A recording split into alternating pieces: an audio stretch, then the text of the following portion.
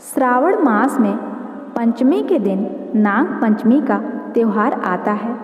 इस दिन नागों की पूजा की जाती है। उसे गरुड़ पंचमी भी कहते हैं।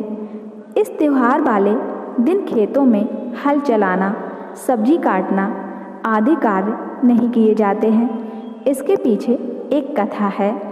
कहते हैं कि बहुत वर्षों पहले किसी गांव में एक किसान रहता था। नाग पंचमी के दिन वह खेत में हल जोतने गया। कुछ देर काम करने के पश्चात वह आराम करने बैठ गया। उसका 8 वर्षीय पुत्र भी वहीं आ पहुंचा। दोनों पिता पुत्र बातें करने लगे। किसान ने हल उठाया और काम करने लगा। पुत्र की मीठी और तोतली बातों में वह इस कदर खो गया कि उसे सांप की वावी भी दिखाई नहीं दी। उसकी लापरवाही के कारण सांप के छोटे छोटे बच्चे हल की नोक से कुचल गए। थोड़ी देर बाद सांप वापस आया तो वह अपने मरे हुए बच्चों को देखकर फुसकारने लगा। पास ही हल पड़ा था। हल की नोक पर लगे खून के कारण उसने हत्यारे को पहचान लिया। किसान और उसका पुत्र सांप के काटने से मारे गए।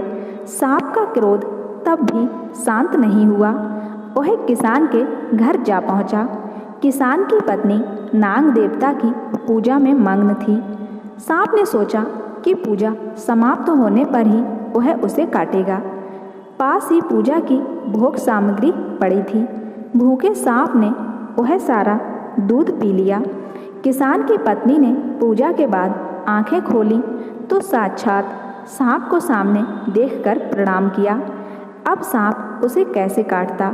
उसने साफ शब्दों में बता दिया कि वह क्रोध में अंधा होकर उसके पति और बच्चे को जान से मार आया है। किसान की पत्नी रो रो कर क्षमा याचना करने लगी। सांप ने मन ही मन सोचा, मेरे बच्चे तो किसान द्वारा गलती से मारे गए हैं, लेकिन मैं तो जानबूझकर उन दोनों को मारने का पाप कर आया हूँ। उसने किसान की पत्नी से कहा, शीघ्र चलो, मैं तुम्हारे पति और पुत्र का सारा विष चूस कर उन्हें जीवित कर देता हूँ। किसान की पत्नी उसके साथ खेत की ओर भागी। सांप ने दोनों मृत शरीरों से सारा विष चूस लिया।